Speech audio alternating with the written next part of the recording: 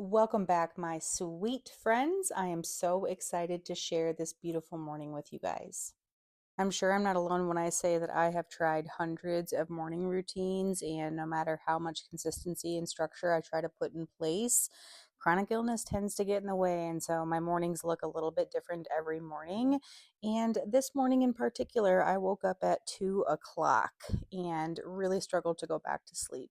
I think one of the most challenging things about having a consistent morning routine or being able to have a morning routine in general is that we see social media examples of people doing 45 things, going to the gym, all of the things before 8 a.m. And that is just not realistic for us. And so I wanted to just pick a couple of things that sort of feel like my non negotiables every morning.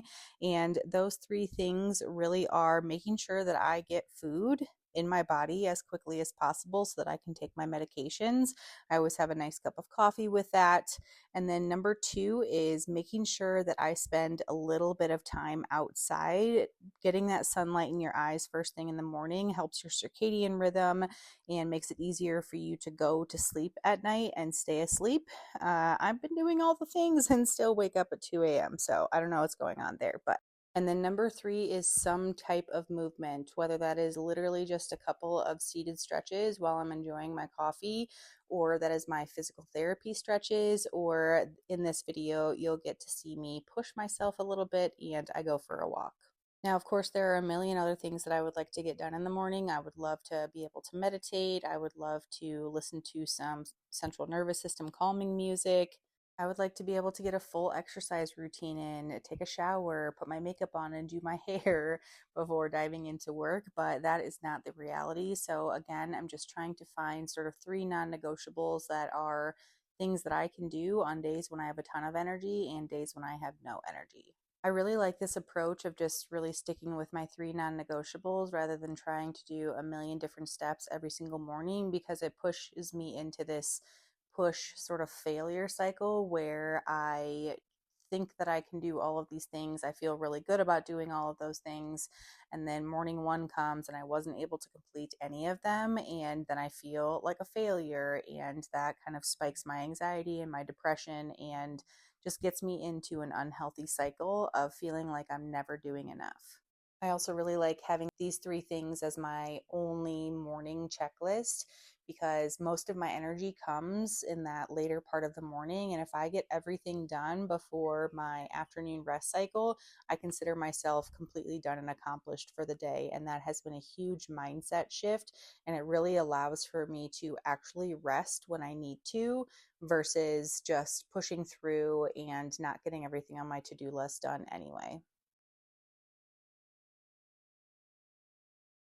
Getting outside is one of the best things for me and for us as human beings. And for some reason, it is one of the hardest things for me to do. And usually, I'm only trying to just pop out the back door and sit on the back deck, but even that can be too much sometimes. So, I'm really proud of myself for pushing myself despite being up so early this morning to get out here on a little bit of a walk. I haven't been on our trail since the leaves have started to come in, and it's so peaceful. And you guys can hear the birds in the background, and just trying to get some air into my diaphragm and get relaxed and just enjoy the morning. We are definitely going to have to do some cleanup, though. Held up pretty well. Got some work to do, though.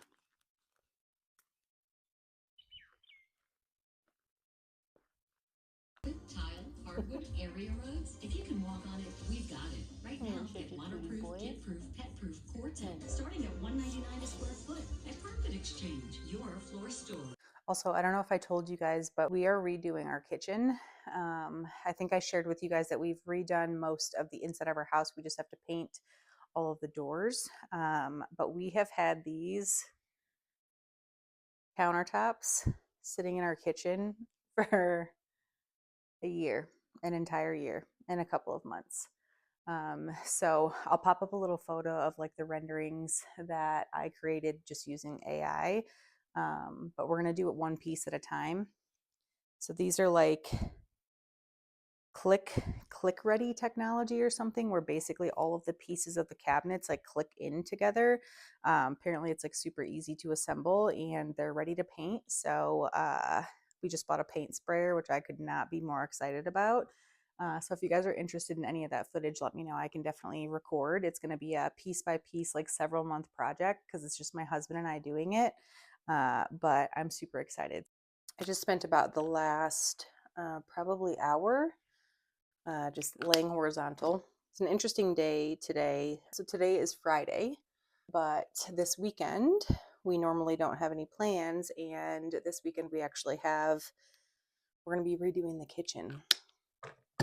So tonight we have to go to Home Depot to finalize the paint color and pick all of that up, the primer, all that good stuff. And then we're going to set up our mise en place, because you guys know I love setting things up ahead of time. So we're going to set up the sawhorses outside.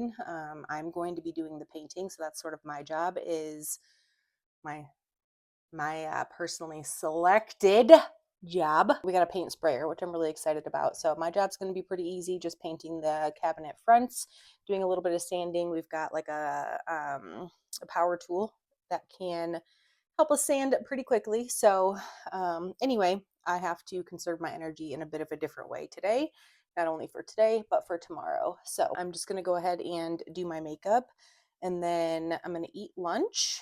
And from there, I'm going to rest during my 1 to 3 window. And then my husband and I are going to meet in the town over around 4 o'clock, pick up all that stuff, and head on home. So let's go ahead and get ready. So I thought while I was getting ready, we could just do a little bit of a life and health update. It's been a while since I've done that. So I think where I left off with you guys was I had seen the neurogeneticist, and his hypothesis is that this is something neuroimmune or neuroinflammatory, which has always been my hypothesis. So we did order, the whole genome sequencing, genetic testing. We'll test for cancers, early onset Alzheimer's, all of those things. And so, following up with my neurologist the other day, she would like to go ahead and do another repeat lumbar puncture. The last time that I did a lumbar puncture was, I think it was 2024. And that one actually came back with, like, it was highly lymphocytic, whatever, leukocytic.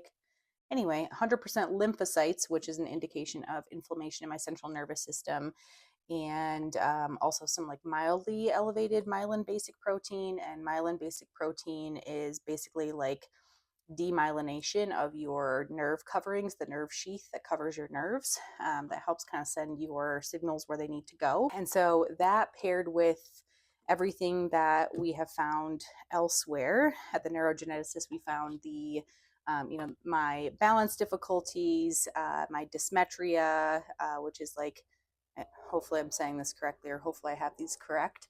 But dysmetria is like over undershooting sort of the distance in which you are trying to like reach or grab something. And then also the ataxia, which is just the coordination and balance issues as well. And then the vertical diplopia that the ophthalmologist found.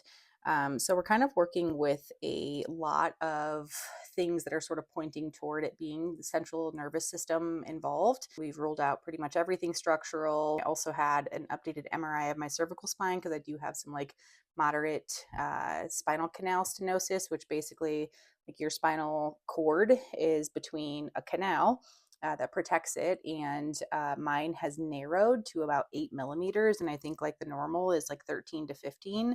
So we just have to keep an eye on that. But that is the reason that my hands and my arms are going numb. I have cubital syndrome, which is like tennis elbow, but basically it's just like nerve impingement at both of my elbows. So I have to try to keep them straight as much as possible, because when you bend them, that is when it cuts off the nerve supply.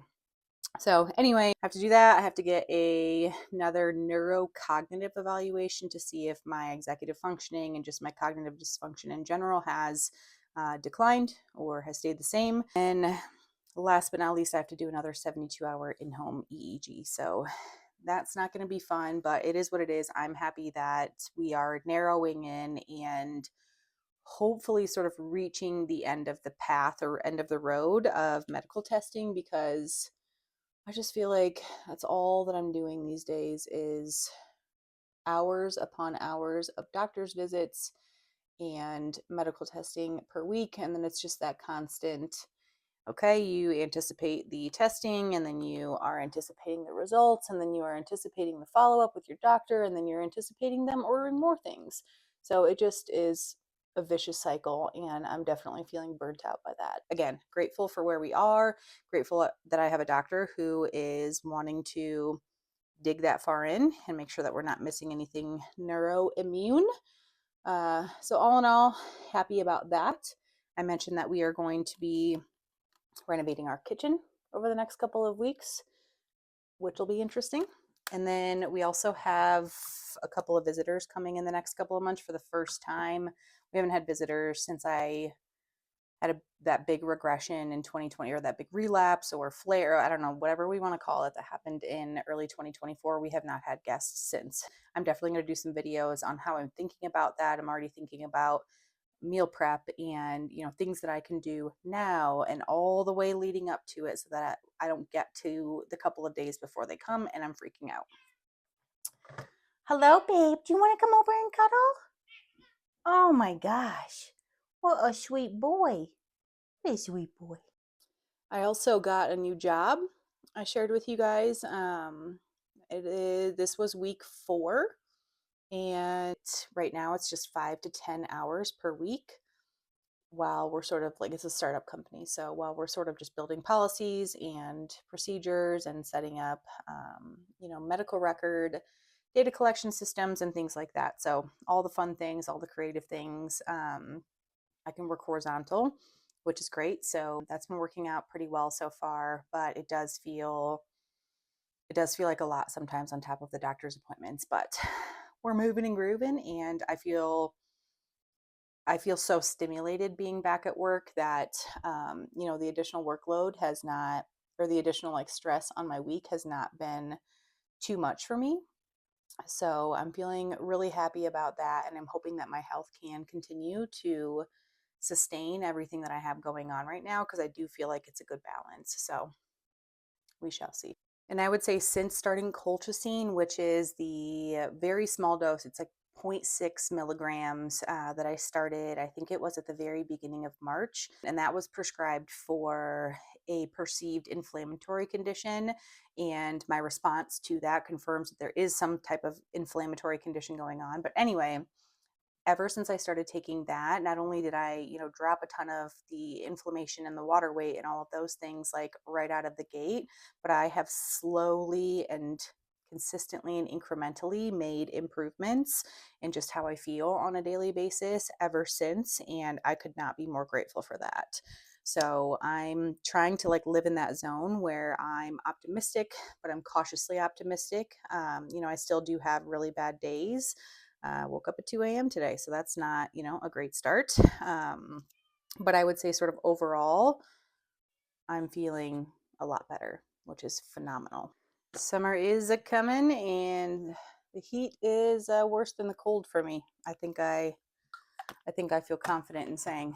So I'm just trying to remind myself that healing is not linear, and I'm going to live with some version of what I got going on daily for the rest of my life. And somehow thinking about it like that has helped shift my perspective toward focusing more on the little joys, the little bits of energy and happiness and clarity that I get. That's what I'm paying attention to, and that's what I'm using to propel and motivate me throughout the day. I think that's everything, guys. I think that's everything that's going on right now. I'll definitely keep you posted on all results. I think the neurogenetic testing should be back here at the end of May, I'm hoping. And I haven't scheduled the lumbar puncture, the cognitive testing, or the EEG yet. So hopefully I get calls for those in the next couple of days so we can get them things moving. That's me. That's where I'm at. Thank you guys so much for spending the morning with me today. I hope that you have the most relaxing weekend. Focus on yourself, focus on doing the activities that refill your cup. Rest, relax, love on yourself, love on the people that you love. And I'll see you guys on Monday morning for Monday Mindset. Love you.